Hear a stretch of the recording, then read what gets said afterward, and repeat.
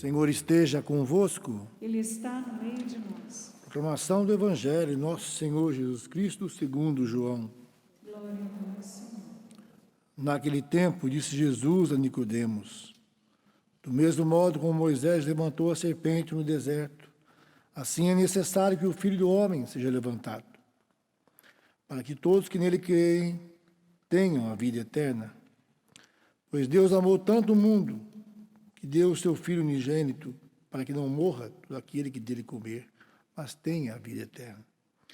De fato, Deus não enviou o seu Filho ao mundo para condenar o mundo, mas para que o mundo seja salvo por ele. Quem nele crê não é condenado, quem não crê já está condenado, porque não acreditou no nome do Filho unigênito. Ora, o julgamento é este: a luz veio ao mundo, mas os homens preferiram as trevas à luz, porque suas ações eram más. Quem pratica o mal odeia a luz e não se aproxima da luz, para que as suas ações não sejam denunciadas. Mas quem age conforme a verdade, aproxima-se da luz, para que se manifeste que suas ações são realizadas em Deus. Palavra da salvação. Glória a vós, Senhor. Que se prenda a minha língua ao céu da boca. Cante isso e vá se sentando. Se de ti, Jerusalém, eu me esquecer. Que se prenda. Que se prenda a minha língua ao céu da boca. Se de ti, Jerusalém, eu me esquecer. E repita depois do Padre, por gentileza, ouvindo os acordes dos instrumentos. Eu escolho. Eu escolho. Pode repetir depois do Padre com força. Eu escolho. Eu escolho. Cultivar a alegria de Deus no meu coração. Cultivar a alegria de Deus no meu coração. Eu escolho a alegria Eu escolho a alegria que tem como fonte de ter como fonte a presença de Deus, a presença de Deus, o amor de o Deus. amor de Deus. Eu escolho me alegrar em Deus, Eu escolho me alegrar em Deus, independente das circunstâncias, independente das circunstâncias, independente dos problemas, independente dos problemas, dos medos, das das angústias. angústias. Eu digo não à tristeza. Eu digo não à tristeza. Eu escolho me alegrar em Deus. Escolho me alegrar em Deus. Deus é a fonte da minha alegria. Deus é a fonte da minha alegria. Com Deus eu sou mais forte. Com Deus eu sou mais forte. E em nome de Jesus, Em nome de Jesus, eu não permito eu não permito que a melancolia, que a melancolia, que o desânimo, que o desânimo, que o desespero que o desespero dominem minha mente, dominem minha mente, meus pensamentos, meus pensamentos, as minhas emoções. as minhas emoções. Eu me consagro a Ti, Espírito Santo, Eu me consagro a Ti, Espírito Santo, e peço, encha-me, e peço, enche-me, dá-me o entendimento dá-me entendimento de tudo que eu ouvirei aqui. de tudo que eu virei aqui. Em nome do Pai, do Filho, do Espírito Santo. Amém. Querido filho, querida filha, você presente aqui no Santuário do Pai das Misericórdias, você nos acompanhando pelo Sistema Canção Nova de Comunicação. Veja bem, encerrando o Kairos, a cura da depressão. Eu me recordo que quando eu fui chamado para estar nesse Kairos, mais uma vez, eu acho que esse, se eu não me engano, Diácono, é o 4º ano que eu estou presente também. Está sendo muito boa a experiência. Quando eu fui chamado para pregar, para concluir aqui esse Kairos com a celebração da Eucaristia, eu confesso que na ocasião eu não tinha me apercebido de que hoje seria o domingo da alegria, o domingo letare. E olha, Deus, através dessa celebração, dessa liturgia, está nos dando uma pedagogia, está nos dando um caminho para que nós enfrentemos a depressão, óbvio, a depressão como doença, né? Que precisa ser tratada, que tem raízes multifatoriais, que precisa muitas vezes de acompanhamento psiquiátrico, mas não é sobre isso só que eu vou falar. A liturgia está nos dando um caminho, um remédio, para que eu e você enfrentemos a tristeza de cada dia, a melancolia de cada dia, a desmotivação de cada dia. Eu vou pedir um pouquinho mais de retorno aqui para mim, por gentileza, da minha voz e do teclado também. Veja bem, muitas vezes a gente está acostumado a dizer no popular, né? Eu estou numa deprê hoje. Quem já ouviu essa expressão? Levanta a mão. Eu estou numa deprê, não é? E isso é universal, viu? Em outras línguas também, vira e mexe, a gente percebe que as pessoas acabam relativizando, né, o conceito e dizendo que depressão é tristeza e tristeza é depressão. Mas como o Dr. Roque falava hoje cedo, são realidades muito diferentes. A depressão é uma doença que tem raízes às vezes genéticas, que tem raízes muitas vezes no contexto de vida, nas situações traumáticas, nas perdas, nos sofrimentos, que tem raiz muitas vezes orgânica, que tem raízes múltiplas. Eu vou falar um pouquinho sobre isso, mas a alegria que vem de Deus nos ajuda também a não só combater a depressão, porque mesmo tratando a depressão com intervenção medicamentosa, com um remédio, com acompanhamento psiquiátrico, você precisa cultivar essa alegria, cultivar essa motivação interior que vem da palavra de Deus, que vem da certeza de que Deus nos ama. Mas essa alegria que a liturgia hoje nos comunica, filho, filha, nos ajuda também a enfrentar a tristeza do dia a dia, a tristeza desse tempo, não é? Esse é um tempo no qual o índice de melancolia, de tristeza, às vezes até de desespero, tem crescido exponencialmente dentro de nós. E não precisa nem dizer porquê, né? A doutora Gisela também trazia hoje cedo, nós temos muito menos exposição à luz solar, por exemplo, sobretudo quem mora num apartamento. Nós estamos vivendo o isolamento social, que muitas vezes acaba se transformando num isolamento afetivo. E nós somos pessoas, seres afetivos, a gente precisa do afeto, sobretudo a gente latino-americano, né? Como a gente precisa do afeto, e como é bom, não é? Fazer aquela bagunça. Eu lembro no final das missas aqui, né? Tem missas assim que eu nem abraçava o povo, eu ia sendo carregado pelas pessoas, né? Um monte de gente ali fora, e tira uma foto, padre, aquela, como a gente costuma dizer, aquela muvuca, né? Graças a Deus que eu sou mais alto, eu respirava por cima, porque senão até para respirar era complicado, né? A gente não gosta disso, de ver um amigo, dar um abraço, dar um beijo no rosto. É muito da nossa cultura, é muito nosso. Então isso nos foi tirado, a nossa vida foi roubada de nós de maneira abrupta, sabe? E começou com o isolamento social, que causou muitas sequelas. Só que hoje nós chegamos no ponto máximo, né? Muitas mortes, muitos de nós, se não todos, já tivemos um amigo, ou um familiar, ou um conhecido que faleceu pela Covid-19, ou por complicações à Covid-19. Então parece até paradoxal, parece até insanidade, quando no meio de tudo isso a liturgia nos diz: alegrem-se em Deus, alegrai-vos no Senhor. Veja bem, mais do que um pedido, uma sugestão de Deus, a alegria é uma ordem de Deus. A alegria em Deus é um requisito necessário para que nós não adoeçamos, para que nós tenhamos sanidade mental e emocional. Mas veja bem, a alegria que vem de Deus não é algo efêmero, não é somente uma euforia. Hoje eu li um texto preparando essa homilia, tão bonito, do Frei Raniero Cantalamessa, talvez você já tenha ouvido falar dele, que é o pregador oficial do Papa, já da Casa Pontifícia há muitos anos. O Frei Raniero dizia que o motivo da nossa alegria é apenas um. O motivo, a raiz, o alicerce da nossa alegria, dizia o Frei Raniero Cantalamessa, é a certeza de que Deus nos ama. Deus nos ama. Uma frase tão simples, né? Um sujeito, um objeto e um verbo. Deus nos ama.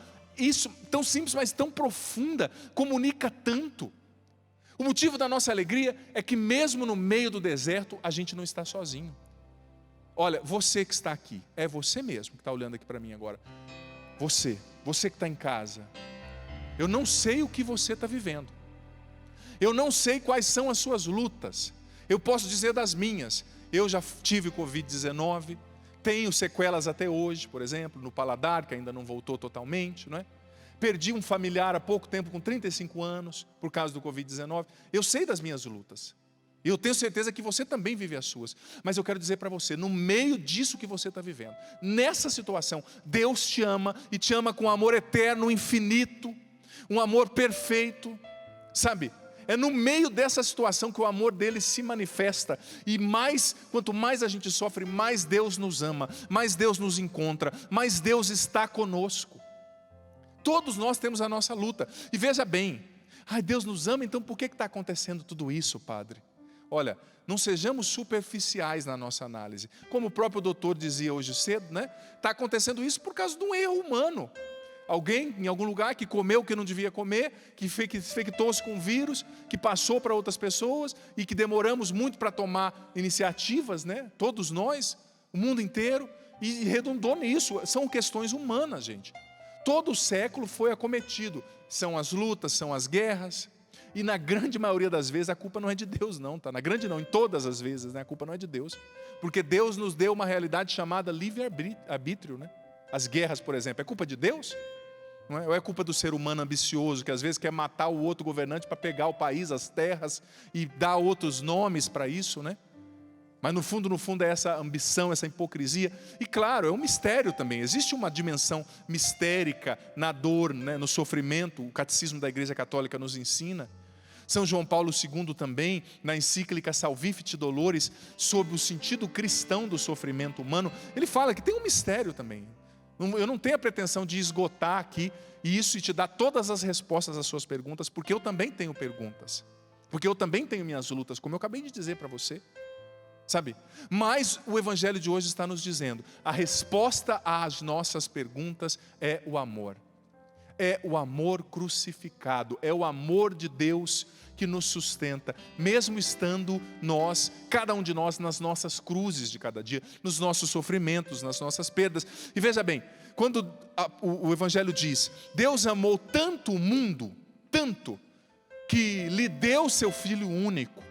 Eu estava estudando essa palavra, o original, né, o Novo Testamento foi escrito em grego, você sabe, e muitas vezes é difícil porque existem termos que foram escritos lá que às vezes até não dá para traduzir, porque não tem equivalente no português, nas línguas modernas.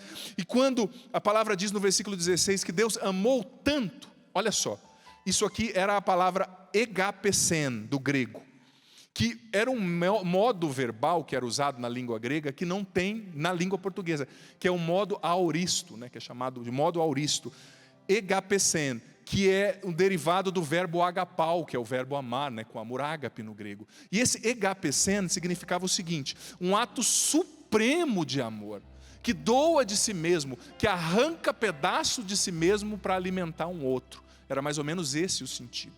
Então quando Deus fala, quando a palavra aqui fala, o Evangelho aqui de João está falando, Deus amou tanto o mundo, está dizendo assim, Deus teve um ato supremo de amor para tirar um pedaço de si mesmo, para dar o Filho dele para ser alimento para você, para tirar a carne dele. Quem aqui é pai e mãe sabe o que eu estou falando. Você que é pai e mãe, quando alguém machuca o seu filho, ou quando alguém atira uma pedra no seu filho, dói mais em você do que no seu filho. Dói mais em você do que na sua filha. Quando alguém fala mal do filho, a mãe fala mal do filho, já percebeu, né? Mas vai você concordar, por que você está falando mal dele? Mas você está falando, eu posso, eu sou mãe, não é? Já percebeu, às vezes a mãe está acabando com o bendito, mas vai alguém falar mal, ela na hora roda a baiana. Por quê? Porque dói, é pedaço dela, é o filho, é uma extensão do pai, da mãe, né? Então o verbo está dizendo, Deus amou tanto, foi um ato supremo de amor, Ele deu o Filho dele para morrer por nós. Então, independente de qual seja o seu deserto, você aqui, você em casa, fecha aqui para mim algumas das câmeras que eu quero falar também com quem está em casa. Independente de qual seja o seu deserto, independente, saiba que o amor de Deus é a resposta que você precisa para as suas perguntas. E mais uma vez eu digo, eu não tenho a pretensão de esgotar e de dar uma aula do porquê, do motivo do sofrimento. Muita gente já falou sobre isso, Santo Agostinho tem um tratado sobre o mistério do mal, né? Fala do sofrimento, que Deus não permitiria certas coisas se Ele não pudesse tirar um bem maior e tantas outras coisas. Eu não vou nem entrar nesse assunto. Eu só quero dizer para você, às vezes muitas perguntas, né? Você aqui, você em casa, às vezes muitas perguntas ficam na cabeça da gente, né? Na mente, no coração. Mas por que está acontecendo isso? Por que eu estou doente? Por que eu estou sofrendo? Por que eu perdi aquela pessoa? Olha, filho, filha, descansa o seu coração, é você mesmo, você. Descansa o seu coração na chaga do crucificado. O amor de Deus, o amor de Jesus, a cruz de Jesus é a resposta para você. Deus amou tanto o mundo. Ou seja, Deus com esse ato supremo de amor, deu de si mesmo o seu próprio filho, a sua própria carne, para provar que ama você. Deus ama você. Você na depressão que não consegue reagir, você na ansiedade, você vendido, perdido na vida, você desanimado, Deus ama você, é você mesmo. Ele te ama do jeito que você é. Você não está sozinho, sozinha nesse deserto. Então se levanta agora, hoje, e que esse amor seja a fonte da alegria para o teu coração. A certeza de que Deus nos ama é fonte de alegria para nós, gente. É fonte de alegria, sabe? É certeza de alegria. É interessante que quando a gente está no meio da tempestade, é difícil a gente conseguir perceber isso, né?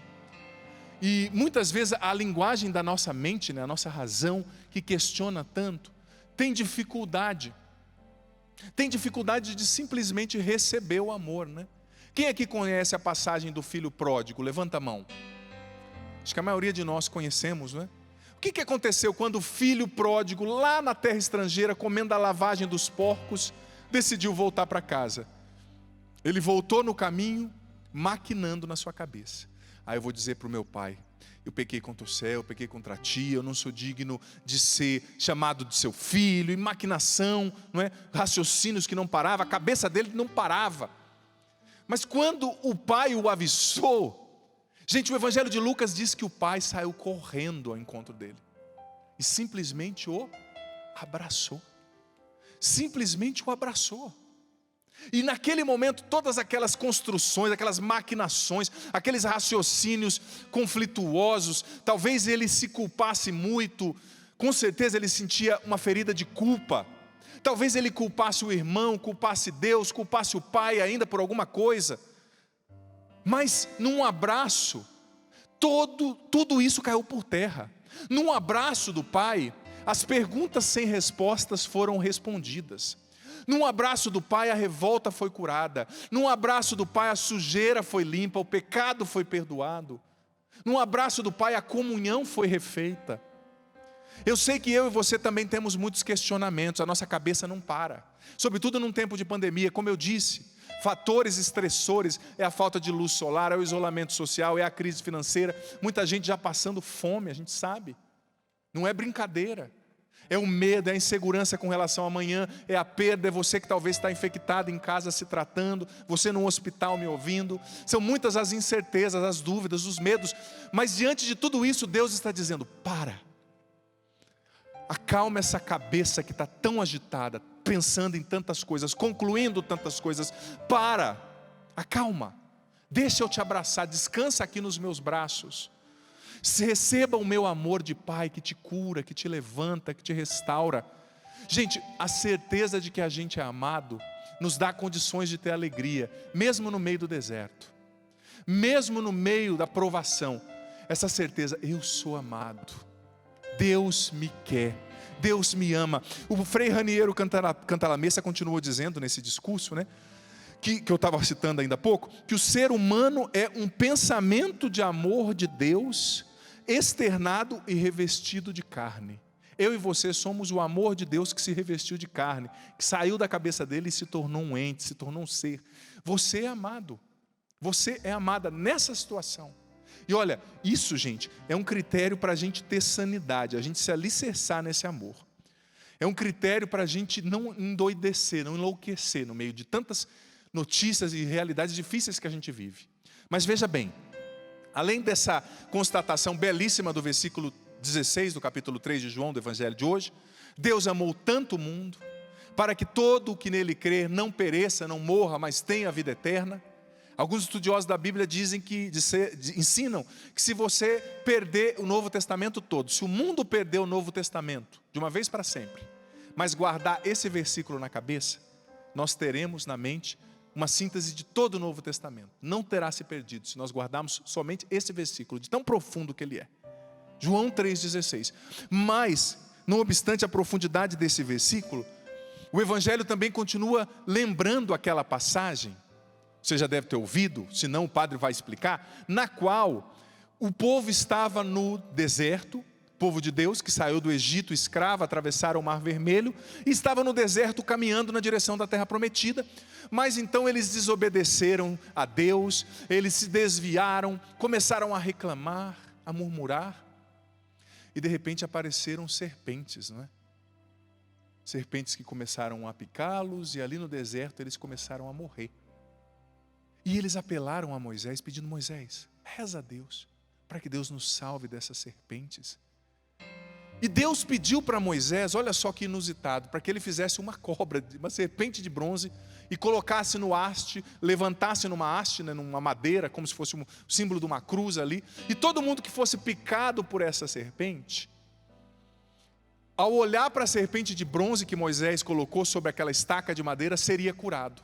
E Jesus, nesse evangelho, fazendo alusão a essa passagem, está dizendo assim: olha, assim como a serpente de bronze foi levantada no deserto, para que todos que olhassem para ela não morressem pela picada da cobra, assim o Filho do Homem vai ser levantado da terra, na cruz.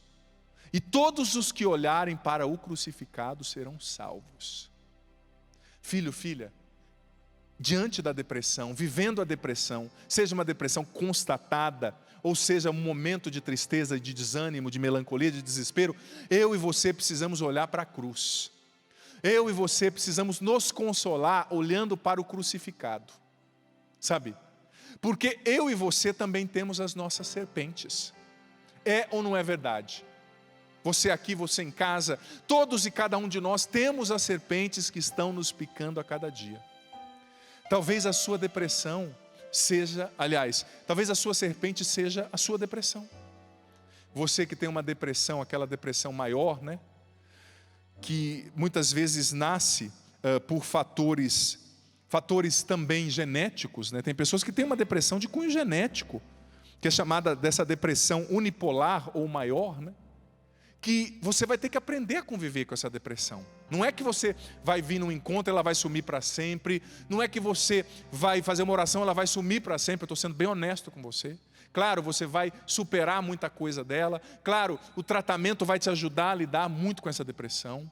A oração que você faz, a busca de Deus, o alimentar a sua alma com uma espiritualidade forte vai te ajudar. Mas é uma serpente que vai estar sempre te picando, né? Talvez a sua serpente seja a depressão. Eu não sei qual tipo de depressão. Olha, eu li uma pesquisa que foi publicada no site da CNN News, que dizia o seguinte, que um levantamento que foi obtido junto ao Conselho Federal de Farmácias mostrou que no ano passado quase 100 milhões de caixas de medicamentos controlados para depressão e ansiedade foram vendidos no Brasil.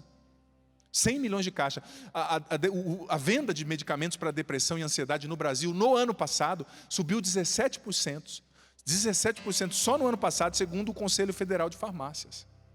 17%, sobretudo em Fortaleza e no Ceará e no Amazonas. Mas em todos os países, em todos os estados, em especial Ceará e Amazonas.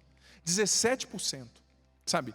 Claro, pessoas que já tinham depressão que piorou, pessoas que entraram num quadro depressivo ou ansioso. E existem várias formas de depressão, como eu disse, a genética.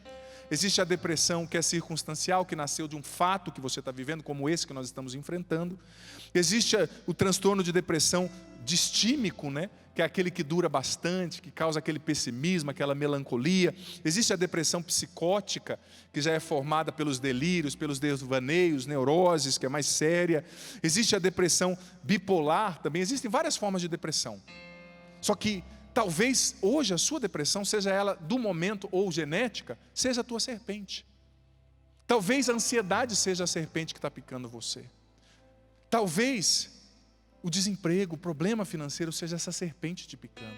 A perda de alguém, esse familiar nessa situação difícil, no meio da pandemia não está nem aí, está na bebida, está na droga, está no adultério.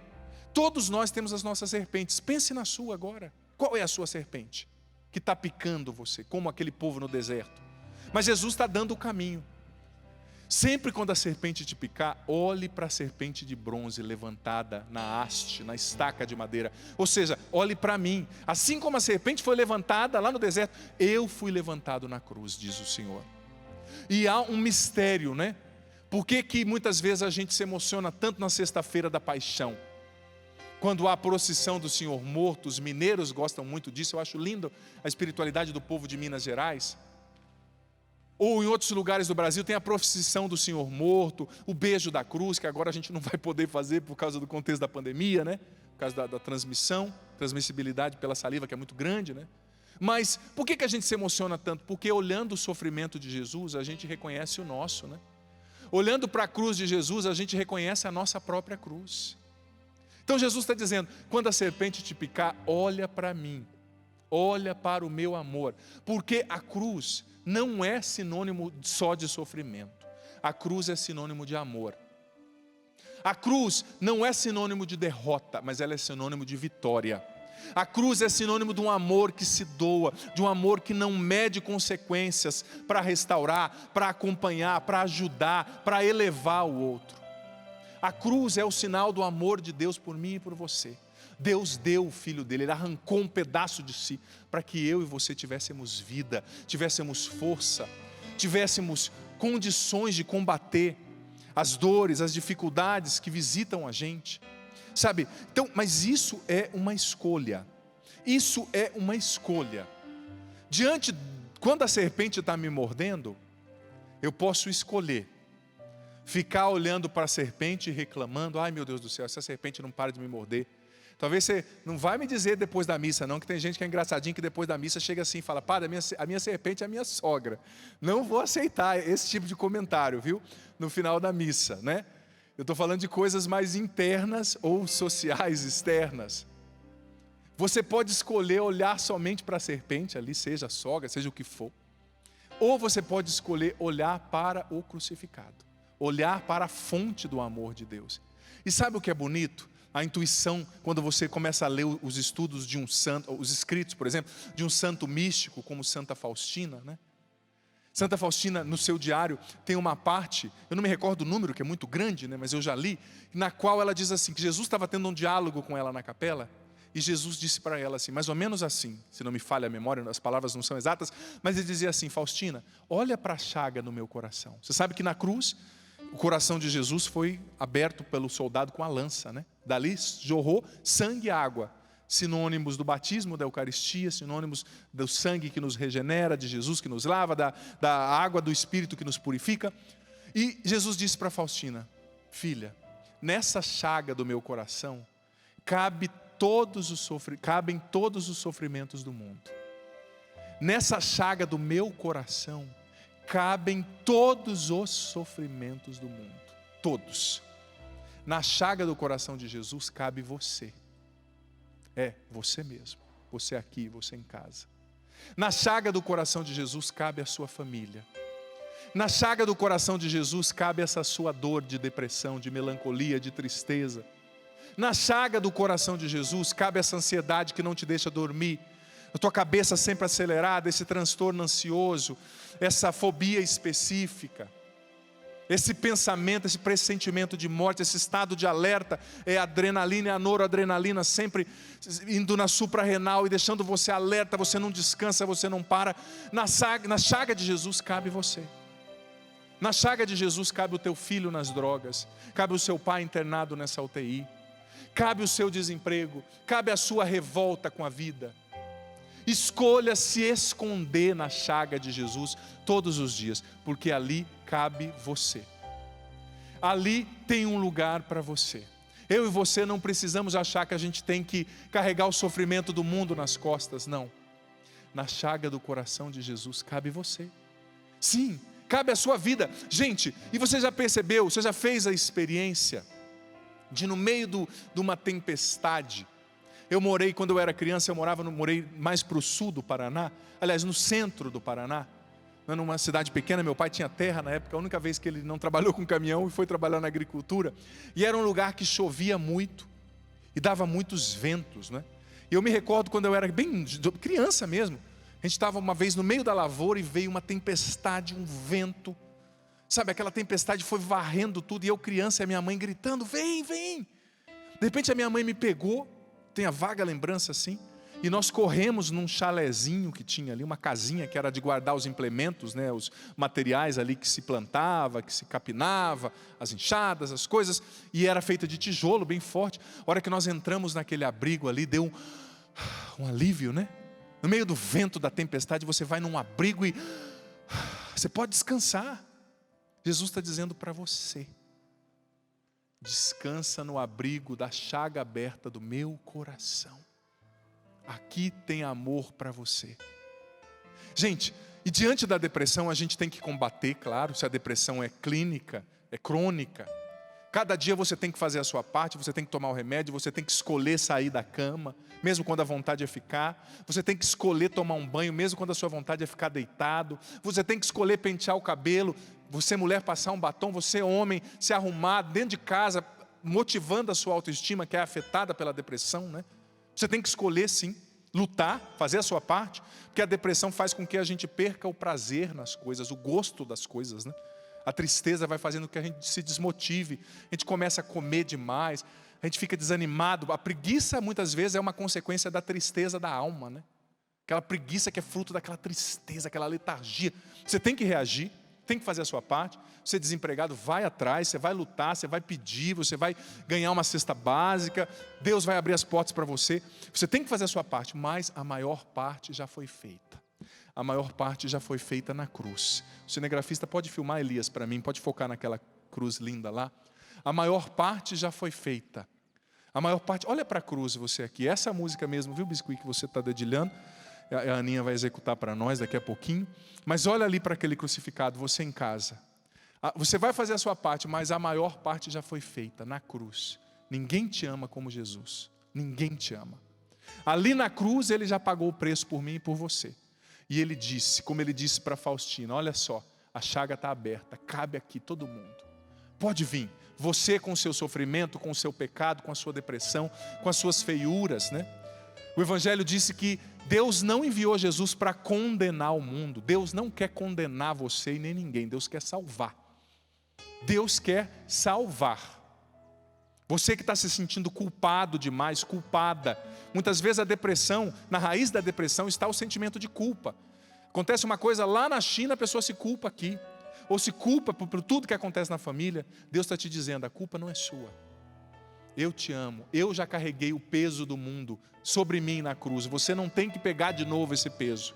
Você não tem que assumir sobre você a dor do mundo, porque eu já assumi. A maior parte eu já fiz na cruz. Só vem, assume o meu sacrifício redentor por você.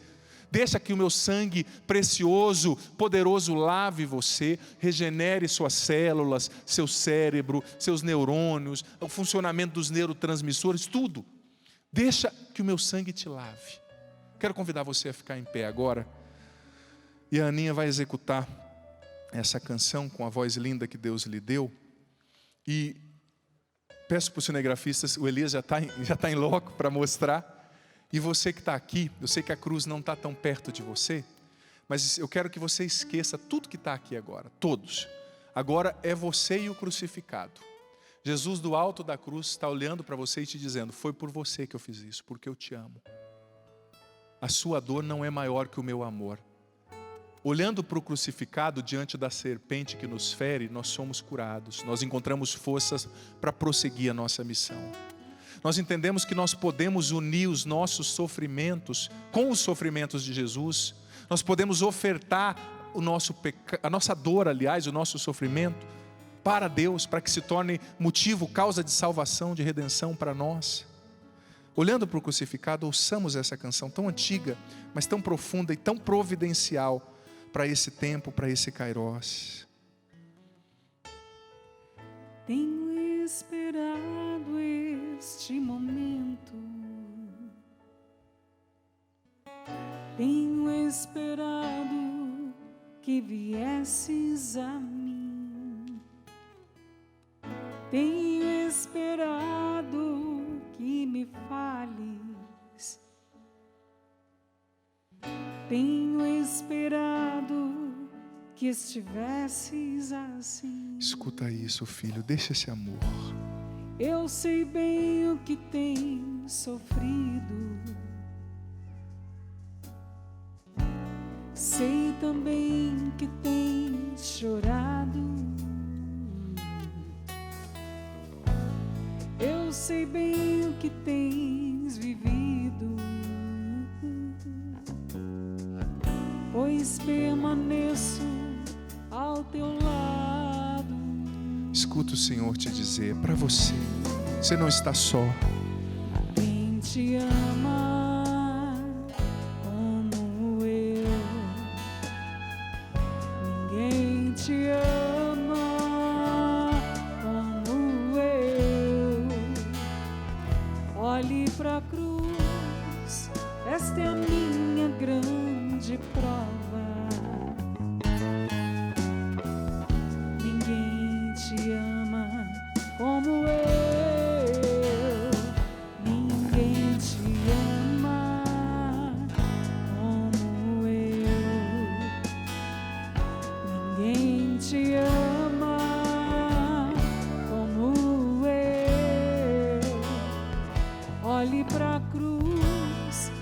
por ti, porque eu te amo.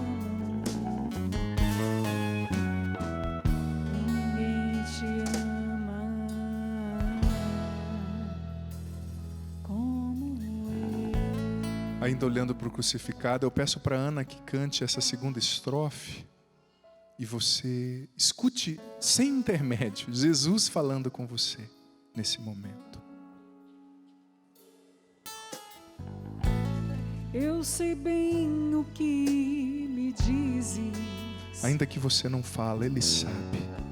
ainda que nunca me fale. Ele sabe o que você tem sofrido, filho, filha. Ele tem andado do seu lado. Eu sei bem o que tem sofrido, ainda que nunca me revele. Receba esse consolo, essa presença de Deus. Tenho andado ao seu lado, junto a ti permanecido. Eu te levo em meus braços, Ele é o teu melhor amigo, confia. pois sou teu melhor amigo. Ninguém te ama como Ele. Receba esse amor. Ninguém te ama como eu. Ninguém te ama como eu. Olhe pra cruz, esta é a minha grande prova. Ninguém te ama como Ele. Receba esse amor. Ninguém te ama como eu. E eu convido você agora, filho, filha, você aqui, você em casa, com as suas palavras agora, você que está aqui no santuário, se você quiser, levanta os seus braços, se você assim se sentir bem, porque isso nos ajuda a ficar mais despertos, a rezar, né? Mas eu quero convidar você a se colocar dentro da chaga do coração de Jesus agora. Vai dizendo agora, filho, filha, com as suas palavras: Senhor, eu coloco nas tuas chagas, dentro do teu coração, Senhor, a minha vida. Vai dizendo com as suas palavras, você aqui, você em casa. Vai rezando, não fique só me ouvindo, não fique só assistindo a oração, seja ativo. Fale com Jesus, Ele está aqui para te ouvir. Ele sente a tua dor, Ele tem andado do seu lado, Ele tem sentido o seu sofrimento com você, Ele tem sentido tudo o que você tem sentido. Ele sabe das suas perguntas sem respostas, das dores, do cansaço, você que não consegue dormir, nessa insônia que não passa, você nessa depressão que está te matando por dentro, você que perdeu a motivação com a vida, que perdeu a vontade de viver. Vai dizendo: Jesus, eu coloco dentro da chaga do teu coração, Senhor, a minha família, a minha vida. Senhor, eu coloco dentro da chaga do teu coração, Senhor, os meus sofrimentos pessoais, as coisas que eu não entendo, Senhor. Eu coloco dentro da chaga do teu coração, Senhor, as minhas perguntas sem respostas, tudo aquilo que para mim é causa de desânimo, tudo aquilo que para mim é causa de desespero, de sofrimento, eu coloco dentro da chaga do teu coração, Senhor. A ansiedade, a insônia, a depressão, o medo, o desemprego. Sim, Senhor, vai colocando, filha, dentro da chaga do coração de Jesus, essa dor da traição. Você que foi traída, abandonada, você que está viúva, que perdeu seu marido ou a sua esposa, vai colocando o seu sofrimento, o seu luto na chaga do coração de Jesus. Vai colocando o seu desemprego, sua falta de condições de comprar comida. Vai colocando e falando: Senhor, age na minha vida, cura as minhas feridas, liberta-me, Senhor, da tristeza, dos maus pensamentos, da insônia. Vá rezando, filho, filha, mas vá dizendo com as suas palavras. Eu sei que com a máscara é difícil, mas vá dizendo, não deixe de rezar, clame, diga, coloque ativamente dentro da chaga do coração de Jesus, porque você é livre. Deus respeita a sua autoestima, seu livre-arbítrio, melhor dizendo, e quando você diz eu coloco, o próprio Senhor assume e traz para dentro da chaga do seu coração a sua vida, o seu contexto. Vai rezando, vá dizendo, não pare de rezar. Eu sinto que, vai rezando, continue rezando, enquanto o padre vai ministrando. Eu sinto que quando nós cantávamos, a Aninha cantava, ninguém te ama como eu. Eu sinto que a imagem que me vinha, melhor dizendo, era do próprio Jesus, caminhando em muitas casas. Quando a segunda estrofe diz: tenho andado ao seu lado, junto a ti permanecido, muitas pessoas assistindo choraram nesse momento, porque estavam dentro de casa, recebendo a presença do próprio Jesus, o abraço do próprio Jesus. O Senhor me dava a imagem de Jesus entrando em apartamentos, Jesus entrando em quartos, Jesus entrando agora em quartos de hospital, Jesus entrando em celas de penitenciárias, onde pessoas estão nos acompanhando agora, Jesus entrando em carros, Jesus entrando em casas, em fazendas, em lugares nos quais as pessoas estavam tristes. À medida que nós cantávamos "Tem andado ao seu lado", o próprio Senhor entrava aí na sua casa, caminhava aí, te acolhia, te abraçava, e você sentia, sim, você sentia esse amor profundo, esse abraço, essa acolhida. É o Senhor acolhendo você agora e te trazendo para dentro da chaga do seu sagrado coração. Pessoas estão sendo curadas agora por Jesus, de uma tristeza crônica, de uma tristeza profunda. Vai rezando, suavemente você pode ir rezando no Espírito, bem suave, enquanto o Padre vai ministrando. Pessoas foram curadas agora, estão sendo curadas, melhor dizendo, de uma tristeza profunda. Pessoas que era uma tristeza que gerava essa preguiça, sabe? Essa desmotivação, você não se cuidava, nem penteava mais o cabelo. Você tinha desistido de você mesmo, de você mesma, mas o Senhor está te libertando. Pessoas agora estão sendo visitadas por Jesus e estão sendo preenchidas pela alegria do Espírito Santo, pela alegria que é dom do céu. E essa alegria, como eu disse, não é efêmera, não é mentirosa, não é fruto somente de um carnaval, mas é fruto da certeza: Jesus me ama, eu estou com Ele, Ele está comigo, eu não estou só. Eu olho para a cruz, diante dessa serpente que me pica, na certeza de que com o amor dele eu vou ressuscitar como Ele ressuscitou, eu vou superar essa dor. Pessoas estão sendo libertas de um pensamento, de um sentimento de morte. Nesse momento, pessoas que estavam com uma profunda carência, você que estava com uma carência, uma necessidade profunda, uma carência de abraço. Há muito tempo você não recebe um abraço do seu filho, de um amigo, de uma amiga, do seu pai, da sua mãe. Você que mora em outro país, distante dos seus familiares. Você que tem filhos que moram fora do Brasil. Há muito tempo você não consegue abraçar. Jesus está indo até você agora e está te abraçando. Abrace a você mesmo agora, concluindo esse momento. Abrace a você mesmo, empreste os seus braços, as suas mãos para o próprio Senhor te abraçar através dos seus braços, das suas mãos. Abrace a você mesmo. É o Senhor que te abraça agora e cura em você essa carência de afeto, de amor, de abraço. Ele está colocando você, a tua família, os teus impossíveis, a tua doença, a tua recuperação dentro da chaga do coração sagrado dele. Confia, Ele te ama, Ele é o teu Deus, Ele está contigo. Obrigado, Senhor, por tanto amor, um grande, um infinito, um abundante amor Deus está derramando sobre todos e cada um de nós agora, curando carências, libertando mentes, emoções, trazendo de novo alegria e esperança a corações. Obrigado, Senhor, nós te exaltamos.